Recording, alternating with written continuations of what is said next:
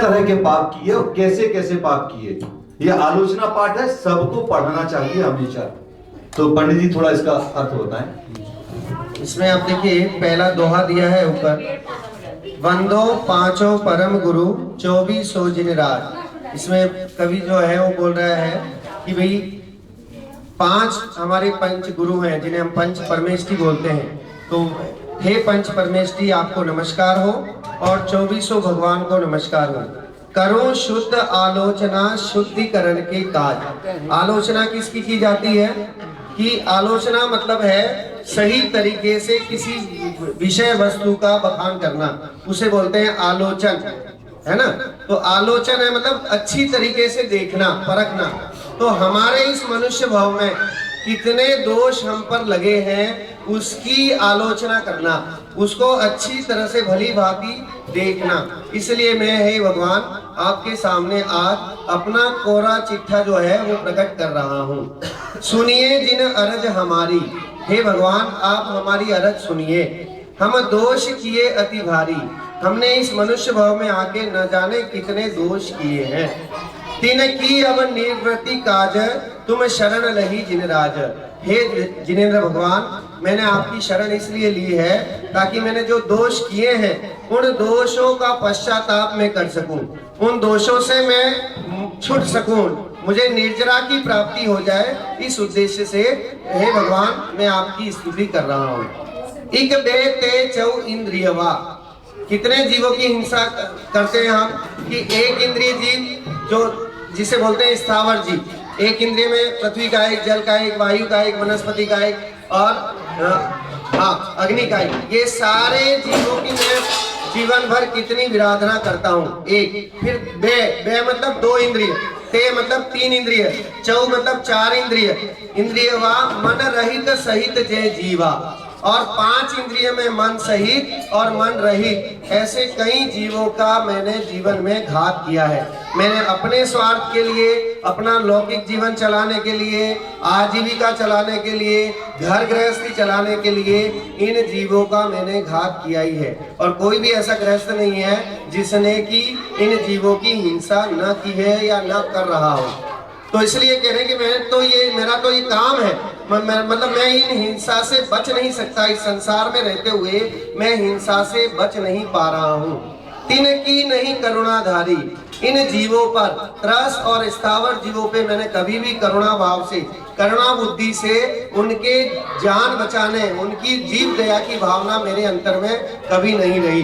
निर्दयी है घात विचारी, निर्दयी होकर के और मैंने क्या किया कि उनके घात, उनका मैंने वध किया है।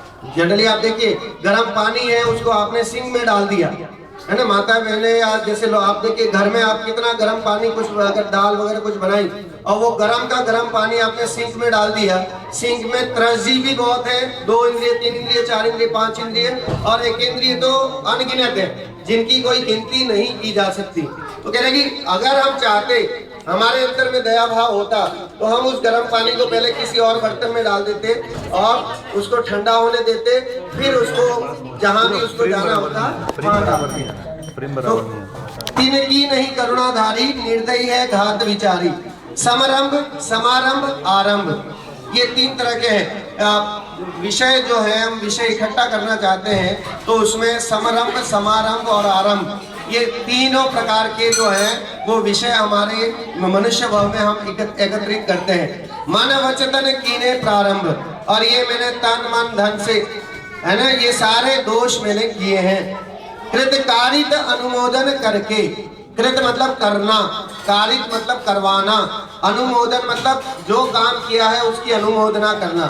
अगर अच्छा काम किया है तो पुण्य का आश्रय होगा और बुरे काम में कृत, कारित और अनुमोदना करते हैं तो साक्षात पाप का आश्रय का कारण है। कोई बुरा हिंसा कर रहा है, आपने कहा बहुत अच्छा है, मार बेटा उसको और मार, तो यह कहना ही अपने आप में हिंसा का कारण है। तो इसलिए कृत कारित अनुमोदन करके क्रोधादि चतुष्टय धर के कि हे भगवान मैंने जीवन में 4 कषाय ही धारण किए आज तक। अभी तक जो है मैं आपकी शरण में आने से पहले तक 4 कषाय मेरे अंतर में तीव्रता से विद्यमान थी। शत 8 जो इमी भेदंते अग कीने परिच्छेदंते, और इनके जो भेद हैं षट 108 जो इन्हीं भेदन उसके भेद बताए। अग कीने परिच्छेदन्ते, मैंने इतने पाप इनके किए हैं। तीन तीन की कहूँ कोलो कहानी, तुम जानत केवल ज्ञानी, कि मैं आपके सामने क्या बोलूं। भगवान आप तो तीन लोक के नाथ हैं, केवल ज्ञानी हैं, सर्वज्ञ हैं। और सर्वज्ञ कैसे होते हैं कि तीन लोक और तीन काल की समस्त बातों को युगपत एक साथ जानते हैं। तो हे भगवान आपको तो सब पता है, मेरी आप बीती मेरी रामायण सारी जो है भगवान आप तो जानते ही हो। विपरीत एकांत विनय के, संशय अज्ञान कुनय के, ये मिथ्यात्व के 5 भेद बताए इसमें। विपरीत मिथ्यात्व, एकांत मिथ्यात्व, विनय मिथ्यात्व, संशय और अज्ञान, ऐसे 5 मिथ्यात्व के भेद हैं। वश होए घोर अग कीने, वचते नहीं जाए कहीं ने। उस इन 5 मिथ्यात्व के वश में होकर के हे भगवान मैंने घोर पाप किए हैं और उन घोर पापों का फल मुझे न जाने क्या मिलने वाला है। तो मैं आज यहाँ अपनी आलोचना करके भगवान आपके सामने उन पापों का क्षय करना चाहता हूँ। और अगर इसकी डिटेल करें तो वाकई जो भाई साहब बोल रहे हैं वह एक प्रवचन 1 घंटे का लग जाएगा, लेकिन वर्ड टू वर्ड ही मैं बताने की कोशिश कर रहा हूँ। शाब्दिक अर्थ। हाँ, शाब्दिक अर्थ। गुरुन की सेवा कीनी, केवल अदया करी भीनी, मैंने सही गुरुओं की जो वितरागी संत हैं, दिगंबर मुनिराज हैं, उनकी आराधना नहीं करके मैंने अन्य गुरुओं में आस्था रखी, वो भी अदया भाव से। या विधि मिथ्यात भ्रमायो, चहुगति मदि दोष उपायो, इस तरह से मैंने अपने अविनय से, अपनी कुबुद्धि से अपना मिथ्यात्व मैंने बढ़ाया। देखिए कृपया शांति बनाए रखें। जो चोरी पर वनिता सो द्रग जोरी, आरंभ परिग्रह भीनो, पन पाप जो या विधि कीनो, ये सारे जो हैं वो पाप गिना रहे हैं कि मैंने हिंसा की, झूठ, चोरी, कुशील, परिग्रह, ये 5 पाप मैंने अपने जीवन में किए। पर वनिता, पर स्त्री रमण, दूसरी स्त्री में काम की भावनाएं, उनके भोग की भावनाएं अंतर में मैंने रखी। आरंभ और परिग्रह से मैं सहित रहा। पन पाप जो या विधि की नहीं, इस तरह से मैंने पता नहीं कितने पाप है भगवान किए हैं। सप रस रसना घ्राणन को, चखु कान विषय सेवन को, और मैंने ये जो 5 इंद्रियां हैं, स्पर्श रस गंध वर्ण, ये जो है ये 5 इंद्रिय के वशीभूत होकर के बहु कर्म किए मन माने। मैंने इन 5 इंद्रियों के पोषण के लिए न जाने कितने हिंसा, कितना पाप मैंने जगत में किया है। कछु न्याय अन्याय न जाने, मैंने कोई विवेक नहीं किया कि करना चाहिए या नहीं करना चाहिए। इन 5 इंद्रिय के विषय भोगों की लालसा अंतर में रखनी चाहिए, उसका मुझे कोई विवेक विचार भगवान आज तक नहीं था। पंच फल, देखो फल पंच उदंबर खाए, अपने यहाँ आता है श्रावक के अष्टमूल गण में 5 उदंबर फल और मध्य मांस मधु, इसका त्याग, इसे बोला जाता है अष्टमूल गुण। हर श्रावक को इतने 8 चीजों का तो त्याग होना ही होना चाहिए। उस दिन मैंने बताया था शराब की 1 बूंद में इतने निगोदिया जीव होते हैं, अगर वे कबूतर का आकार ले लें तो 3 लोग भर जाए, इतने जीव उसमें होते हैं। तो हम सोचें कि 1 बोतल अगर शराब की पीते हैं तो न जाने कितने जीवों की हम विराधना करते हैं। तो फल पंच, हाँ हाँ नहीं, बियर ही शराब है, बियर ही आप देखिए द्राक्षा रस जिसमें हिंसा से बना हुआ है वो शराब है, वो तो शराब की ही कैटेगरी में आएगा, वो अलग से कुछ नहीं है। बच्चों हाँ, वो कोई सी भी बियर है, बल्कि मैं तो कह रहा हूँ मार्केट का ये पेप्सी, कोला वोला, ये सारे भी शराब के तुल्य ही है।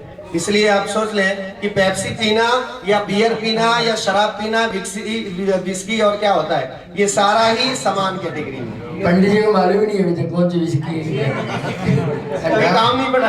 अष्ट मूल गुणधारी, वही 8 मूल गुण है। 5 उदंबर फलों का त्याग, मध्य मांस और मधु, बल्कि हनी भी खाने के लिए जैन धर्म में मना है। मतलब जो शहद खाते हैं, शहद से बनी हुई दवाइयाँ खाते हैं, उसके लिए भी निषेध है, क्योंकि वो फिर आप अष्टमूल गुण के धारी नहीं रहेंगे अगर अंतर में शहद से बनी हुई वस्तुएं खाते हैं तो। दुई विष अभग जिन गाये, ये अभक्ष हैं जो खाने योग्य नहीं होते हैं। जैसे आप देखिए बैंगन नहीं खाते हैं, फूल गोभी नहीं खाते हैं, या और जितने जबीकंद हैं वो सारे अभक्ष की कैटेगरी में आते हैं। अभक्ष मतलब जिसे खाया नहीं जा सकता। जैन आगम के अनुसार जिसको खाना वर्जित है उसे बोलते हैं अभक्ष।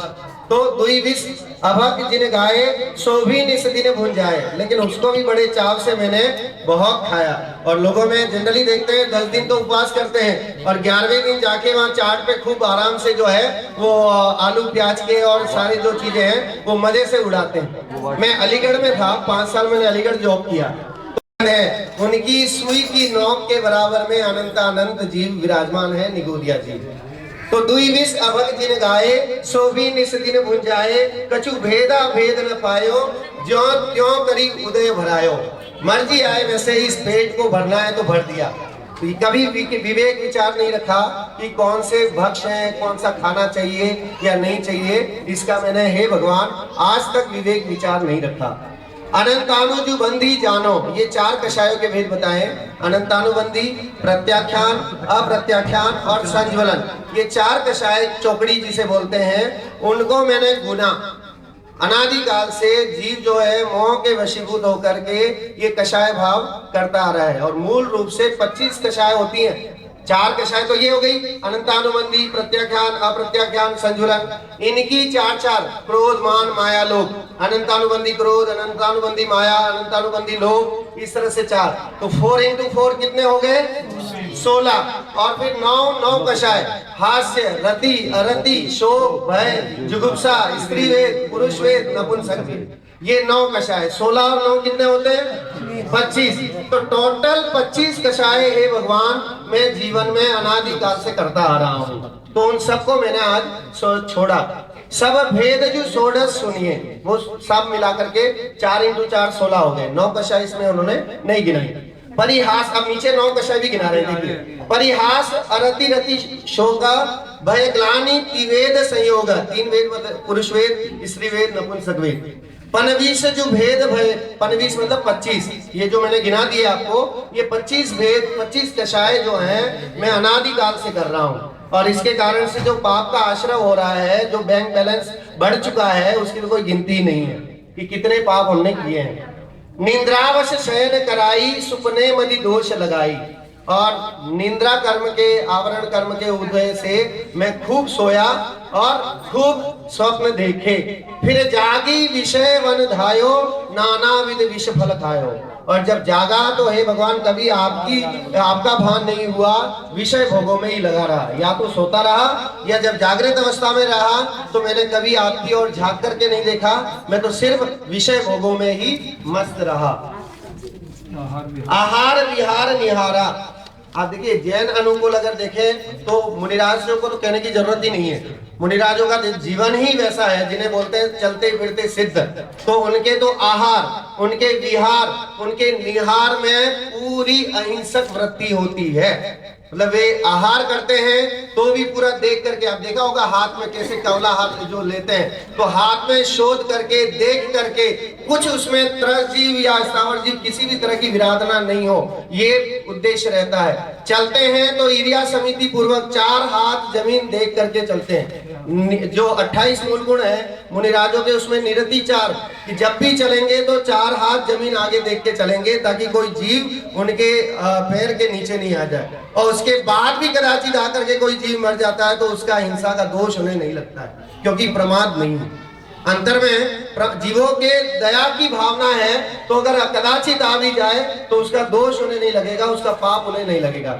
निहार में भी देख करके कि कहाँ निहार करना चाहिए जहाँ कोई जीव आदि नहीं हो, इसका पूरा ध्यान रखते हैं। तो हम मुनि नहीं बन सकते हैं तो कम से कम हमारी लाइफ स्टाइल में इतना तो होना चाहिए कि क्या खा रहे हैं ये देख के खाएं। नॉन वेज वाली जगह में नहीं खाएं, जहाँ वेजिटेरियन हो। अगर आपका बाहर खाने का मन ही है तो पहले, वैसे तो आपने अभी नेट पे देखेंगे जितने वेजिटेरियन होटल्स हैं वे भी कहीं न कहीं नॉन वेज का कुछ न कुछ ऐसा विवेक विचार होने तो है नहीं ना।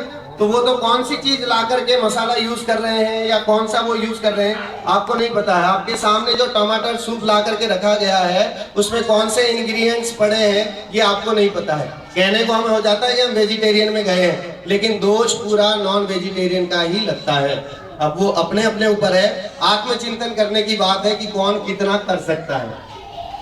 निद्रावश शयन कराई, सुपने मदि दोष लगाई, फिर जागी विषय धन पायो, नाना विधि विष फल पायो। आहार विहार निहारा, इनमें नहीं जतन विचारा, बिन देखी धरी उठाई, बिन शोधी वस्तु जुखाई। मर्जी आए वहां टेबल खींच लिया, मर्जी आए चलते फिरते किसी को मार दिया, कुत्ते को छेड़ दिया, कोई पेड़ की पत्ती तोड़ दी। तो ये कह रहे कि ये सारे प्रमाद से किए गए कार्य हैं। मुनिराजों की चर्या में आप देख लो कि इनके वो जब बैठेंगे तो पीछे से उस भूमि को शोध करके फिर बैठेंगे। और भूमा ही पिछली शयन में कछु शयन एकासन करे।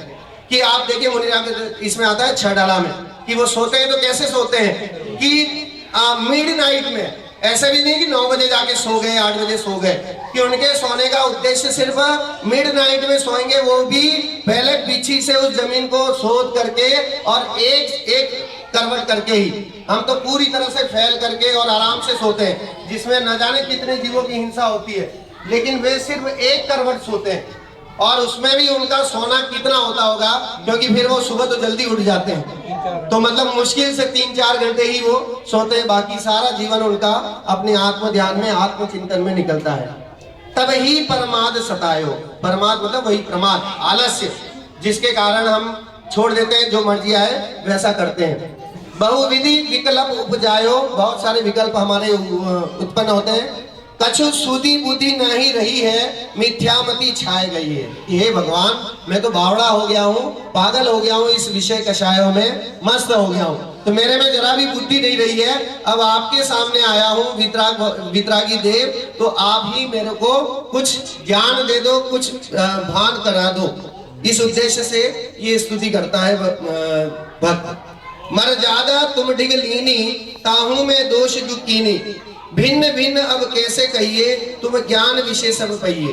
कह रहे कि हे भगवान, मैंने आपके सामने नियम लिया था, पिछले परिषद में नियम लिया था स्वाध्याय करने का, माला जाप करने का, रात्रि भोजन नहीं करने का, या और भी जो है, जैसे इस बार भी आपने लिए होंगे। तो कह रहे मैंने ले तो लिए थे, लेकिन उसका मैंने पालन नहीं किया, तो इस कारण से उसके जो दोष लगे हैं, उन दोषों का भी प्रायश्चित है जिनेंद्र नाथ आज आपके सामने कर रहा हूँ। हाँ हाँ, मैं दुष्ट अपराधी, रस जीवन राशि विराधी, मैं तो बहुत भयंकर अपराधी हूँ, दुष्ट अपराधी हूँ कि मैंने 30 जीवों का घात किया है। थावर की जतन न कीनी, उनमें करुणा नहीं लीनी। और कहना कि मैंने स्थावर जीवों के प्रति दया भाव मैंने अपने अंतर में नहीं रखा, और उर मतलब मन, हृदय में कभी भी उनके प्रति करुणा बुद्धि मेरे नहीं रही। पृथ्वी बहु खोद कराई, कह रहे कि पृथ्वी का एक जीव होता है ना, पृथ्वी में चलने में भी हिंसा हो रही है, तो कह रहे कि बड़े बड़े भवन बनाना, बिल्डिंग बनाना, और उसके उद्देश्य से पृथ्वी को खुदवाना, उसमें भी पृथ्वी का एक जीवों की अनंत पृथ्वी का एक जीवों की हिंसा का दोष लगता है। तो पृथ्वी बहु खोद कराई, महलादिक जागा छिनाई, बड़े बड़े बिल्डिंग बनवाए, अच्छे बड़ा से बड़ा मकान बन जाए, महल बन जाए, तो महल बनाने के उद्देश्य से मैंने न जाने कितने जीवों की विराधना की। बिन गाल्यो पुनि जल ढोल्यो, पंखाते पवन विलोल्यो, कह रहे कि बिना छना जल मैंने अपने जीवन में उसको प्रयोग किया है ना। बिन गाल्य, देखिए बिन गाल्यो पुनि जल ढोल्यो, ढोल्यो मतलब गिराया, पानी मैंने जो है वो बिना उसके गिराया। पंखाते पवन विलोल्यो, और पंख से, क्योंकि वायु का एक जीव भी मरते हैं, तो पंखा झेलने से भी वायु का एक जीव मर रहे हैं, तो ऐसी चलाने से तो पता नहीं कितने वायु का एक जीवों की हिंसा हो रही है जो हम कर रहे हैं। फिर हाँ हाँ, मैं अदयाचारी, बहु हरित काय जो विदारी, मैं अदयाचारी, मैं मतलब मेरे में जरा भी दया नहीं है। हे भगवान, मैं तो क्रूर हूँ, निर्दयी हूँ। क्यों? क्योंकि मैंने हरित काय जीवों की भी हिंसा की है। आप देखिए, जो भारत के ही एक साइंटिस्ट हुए जगदीश चंद्र बसु, उन्होंने ये सिद्ध कर दिया कि पृथ्वी में मतलब वनस्पति में भी जीव होता है। तो इससे पहले लोग सोचते थे कि पेड़ों में और उसमें कोई जान नहीं होती, लेकिन जगदीश चंद्र बसु ने अपने उस प्रयोग से ये सिद्ध करके बताया कि वनस्पति में भी जीव होता है, जो जैन दर्शन अनादिकाल से बोलता आ रहा है। तो ये सब समझने की बात है अपने। तामदिते जीव जो आए, ते हूँ परलोक सिधाए, कह रहे कि वनस्पति का एक जीवों की जो मैंने हिंसा की है, और उसमें जो आ गए हैं वे सब परलोक चले गए। अब किसी किसी की शंका की हो सकती है, कहते हैं कि आप तो एक इंद्रिय जीव है, आप कहते हैं एक श्वास में 8-10 बार मरियो जन्म्यो भरियो दुख बार, उनको तो मरना ही है, ठीक है वो फिर हमारे निमित्त से मर गए तो पाप हमें थोड़ी लगेगा, वही उसको तो मरना है ना, तो इसलिए पाप उसको लगेगा, हमें नहीं लगना चाहिए। सही है ना पाटिल जी? आइडिया कम है। आइडिया कम है। तो जनरली क्या होता है कि हमारे भाव कैसे हैं? हमारे भाव दया के हैं कि नहीं? वो जीव तो उसको मरना है सो मरना है, ठीक है। आलू में अगर वो जीव है उसे मरना है, वो तो मरना है, लेकिन आपकी दया की भावना चेक कर रहे हैं, आपके अंदर करुणा बुद्धि है कि नहीं है। वो तो अपने पुण्य प्रमाण से उसकी आयु कर्म कंप्लीट हो गई है तो वो मरेगा, लेकिन हम सोचे कि हाँ ठीक है उसे मरना है तो वो हमें थोड़ी दोष लगना चाहिए, वो तो उसको नियम है कि भाई उसको मरना है तो मरे। नहीं, कि हमारी अदया की भावना है उसका दोष हमें लग रहा है, हमारे प्रमाद का दोष लग रहा है। रात्रि भोजन करने में सिर्फ प्रमाद ही है और कुछ नहीं। तो सब लोग कहते हैं कि आजकल तो पंडित जी यहाँ सारा, हमारे यहाँ दुबई में तो लाइटें रहती हैं, सब कुछ बढ़िया है, सारा किचन ही बंद रहता है, कभी 12 महीना खुलता नहीं है, तो कहाँ से जीव आ जाएंगे, मरेंगे कहाँ से, ठीक है ना। तो इसलिए हम रात्रि को तो खा सकते हैं, बना सकते हैं। तो कह रहे हैं वहां भी रात्रि भोजन में प्रमाद सबसे बड़ा दोष है। आप सोच रहे हो ना कि वही लाइट लगा लेंगे तो काम चल जाएगा और वो हो जाएगा, नहीं, कि वहां प्रमाद सबसे बड़ा दोष है रात्रि भोजन में। अगर दिन में जब काम चल सकता है। और दूसरा आप देखिए, सूरज के मौजूदगी में खाया गया भोजन हमेशा पॉजिटिविटी देगा, आपका पाचन भी सही रहेगा। डॉक्टर तो न जाने अब आजकल सब बोलने लग गए कि आप 6 बजे से पहले खाना खा लो, रात को अगर 9 बजे खाना खाया। कई कीड़े आते हैं, पर अपन को क्यों करने का, आपका भी आराम पहले हो जाए। लेडीज लोग को कितना लफड़ा है कि बेचारी इंतजार करती है 9 बजे फिर खाना बनाती है, और आप एडजस्टमेंट करो प्लीज। चलिए आगे देखिए 22वां, बिन दियो अन राति पिसायो ईंधन बिन सोधी जलायो। जैसे रात को पिसा लिया आटा वाटा जो भी है। अब देखिए जितनी भावना से खाना बनाया जाता है, मुनिराजों का आप देखो निरुद्दिष्ट आहार कहा जाता है, उद्देश्य पूर्वक नहीं बनाया जाता है। निरुद्दिष्ट आहार होता था पहले, जब लोग जो है अपना खाना ही चौके जैसा बनाते थे और मुनियों का इंतजार करते थे कि कोई मुनिराज अगर नगर में आ जाए तो उनको आहार दे दें। खैर इतना तो अब नहीं हो पाएगा, लेकिन फिर भी अगर आप के माताएं बहनें खाना बनाने के उद्देश्य से वो उसको बनाने की भावना जैसी होगी, वैसा ही वो खाना पेट में जाकर के प्रतिफलित देगा। अगर कषाय भाव से बनाया गया है, झगड़ा करके बनाया गया है, तो खाना भी उतना ही दुखदायी होगा, वो कभी पचेगा भी नहीं। तो आप देखिए, पिंध्यो अन राति पिसायो ईंधन बिन सोधी जलायो। तो रात को ही बहुत ईंधन जल रहा है, पहले तो चूल्हे होते थे, अब गैस हो गए हैं, लेकिन चूल्हे में कई लकड़ियां जल रही हैं, रात को पता ही नहीं उसमें कितने जीव उसमें मर रहे हैं। लेकिन मरते तो जल अग्नि का ही जीव सारे हैं, चाहे गैस का चूल्हा हो चाहे वो लकड़ी का हो, लेकिन अग्नि का ही जीवों की हिंसा तो दोनों जगह हो रही है। झाड़ू ले जागा बुहारी चिवटी आदि जीव बिदारी। जब झाड़ू लगाते हैं तो उसमें भी न जाने कितने जीवों की हिंसा हो जाती है, हम जरा भी ध्यान नहीं रखते हैं। इवन आप देखिए जैन होकर के घर में जो आप अपन वो लगवाते हैं, ये क्या कहते हैं, कॉकरोच और उनके लिए पेस्ट कंट्रोल, ये तो मतलब आप सोच लीजिए एक गांव के गांव उजाड़ दिया हो उतना दोष लगता है उसको पेस्ट कंट्रोल लगाने का। इसमें मैं अपना एक्सपीरियंस क्या तो सही है ना, ताली तो बजाओ। इसका तुम नहीं बजा रही, क्या कारण है, जोर से बजाओ। इतना ही नियम ले लें, कोशिश करें कि आप साफ सफाई रखें अपने घर में हर जगह। किचन की बात नहीं है, माताओं बहनों के लिए ही नहीं है, पुरुषों को भी अपने वस्त्र जो है अपने जो मैं अपने बर्तन अपनी पत्नी से बड़ा प्रमाद हमारे आजकल आ गया है कि पहले होता था जीवानी, जल को छानने की विधि नहीं पता आजकल लोगों को। उसका छन्ना ऐसा होना चाहिए, इतना मोटा होना चाहिए जल छानने का कि अगर आप सूरज के सामने लेकर के खड़े हो जाएं तो उसकी किरण आपको दिखाई न दे, उसमें से आर पार किरण नहीं आए। एकदम ये मेरी धोती के कपड़े जैसा या वैसा पतला कपड़ा, उससे अगर आप छानते हैं तो छाना नहीं छाना बराबर ही है। और आप सोचते हैं कि नल में टोटी में वो लगा दिया एक ही और किचन में, और वो महीने भर से उसे ना तो साफ कर रहे हैं ना देख रहे हैं, तो इससे अच्छा है नहीं लगाओ, लगाओ कोई फर्क नहीं पड़ता है, मतलब दोष उतना ही लगता है। जब भी छानने का है इसलिए बिन छानी। और तरीका क्या था माता बहने, मुझे पता है मेरी दादी 98 एज में मरी और वो भी भगवान जी के सामने ही उनका देह त्याग हुआ। और मतलब वो पूरा शोध का खाना खाती थी, कोई ब्लड प्रेशर नहीं, कोई हार्ट अटैक नहीं, किसी तरह की कोई बीमारी नहीं। से वो जब भी खाना वाना बनाती थी किसी को घुसने नहीं देती थी, अपना धोया हुआ जो भी साड़ी वगैरह पहन करके अपना खाना अलग वैसे बनाती थी, मसाले सब। इतना नहीं हो सकता है, कारित अनुमोदना सबका दोष लगता है। आप नहीं खा रही है, खिला रही है तो भी दोष लगेगा। तो जल छानी जीवानी कीनी सोहू पुनि डारी जुबिनी।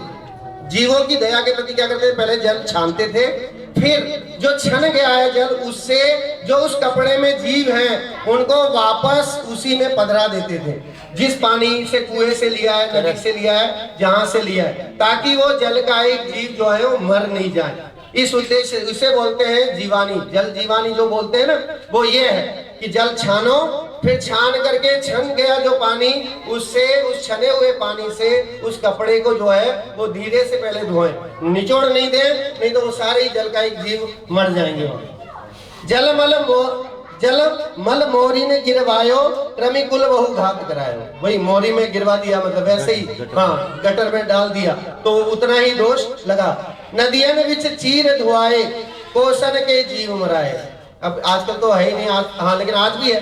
पहले नदियों में जाकर के धोते थे कपड़े, सर्फ डाल करके नदी में ही डाल दिया तो नदी में जितना पानी है वो पूरा अशुद्ध हो गया। लेकिन आजकल ऑटोमेटिक मशीन आ गई है, वॉशिंग मशीन, तो उसमें शोध कराई तामेजू जीव निसराई। तिनका नहीं जतन कराया गलियारे धूप डराया। धूप में डाल दिया ऐसे ही, थोड़ी सी चींटी देखी नहीं कि हमने धूप में डाल दिया कि भाग जाएंगी, लेकिन कह रहे हैं कि उससे भी विराधना होती है। वो जीव तो मर गया ना, वो उस जीव का तो घात उससे हो ही गया, हमारे स्वार्थ से, हमारे प्रयोजन से, तो उसमें भी ध्यान रखें। पुनि द्रव्य कमावन काज बहु आरंभ हिंसा साज। कोई पढ़ता नहीं ना, सिर्फ अपन एक बार शहर तो नहीं समझते हैं, पढ़ते जाते हैं, लेकिन जो सही भाव भाषण है वो हमें नहीं हो पाता है। पुनि द्रव्य कमावन काज, पैसा कमाने, रुपया पैसा कमाने के लिए न जाने कितनी हिंसा मैंने की है। किए तिसनावश अग भारी, तृष्णा के कारण से मैंने बहुत पाप किए हैं। करुणा नहीं रंच विचारी, जरा भी मैंने जीवों के प्रति करुणा की बुद्धि नहीं रखी। इत्यादि के पाप अनंता हम कीने श्री भगवंता। हे भगवान मैंने इतने अनंत पाप किए हैं, कोई एक दो नहीं किए, अनंत कर रहा हूं, किए हैं और करूंगा, तो उन सबका दोष मुझे लगेगा। संतति चिरकाल उपाई वाणी ते कही न जाए। मैंने इतनी पापों की ऐसी संतति, पूरा वट वृक्ष खड़ा कर दिया है कि अगर मैं चाहूं तो भी मैं पूरा उसका बखान नहीं कर सकता हूं। ताको जो उदय अब आयो नाना विधि मोहि सतायो। जब मैंने इतने पाप किए हैं तो उसका उदय तो आना ही था, तो अब उदय आया है तो मैं दिखलाता हूँ। अब आकुलित व्याकुलित होता हूँ उस पाप के उदय में। कहते हे भगवान मैंने कौन से पाप किए कि ये अनंत काल मतलब अनादि काल से किए हुए पाप सारे आड़े आ रहे हैं। ताको जो उदय अब आयो नाना विध मोहि सतायो, फल भुंजत जिये दुख पावे, बचते कैसे करी गावे। कह रहे कि जैसे ही फल का उदय आता है तो दुख पाता है, उसको कैसे गा सकते हैं, कहा जा सकता है। तुम जानत केवल ज्ञानी दुख दूर करो शिवधानी। कि हे भगवान आप तो तीन लोक के नाथ हो, केवल ज्ञानी हो, सर्वज्ञ हो, सब कुछ जानते हो, हर एक पदार्थ के, हर एक कण कण के भूत भविष्य वर्तमान को जानते हो आप, तो आप ही दुख दूर करो। हे भगवान आप ही हमारा दुख दूर कर दो। हम तो तुम शरण लही है। कह रहे कि हे भगवान मैं आपकी शरण में आया हूँ वितरागी जिनेंद्र, अब मैंने आपकी शरण ले ली है। जिन तारन विरद सही है कि अब उनको पार उतरने के लिए मेरे अंतर में बुद्धि आ गई है। जो गावपति होवे सो भी दुखिया दुख सुख होवे।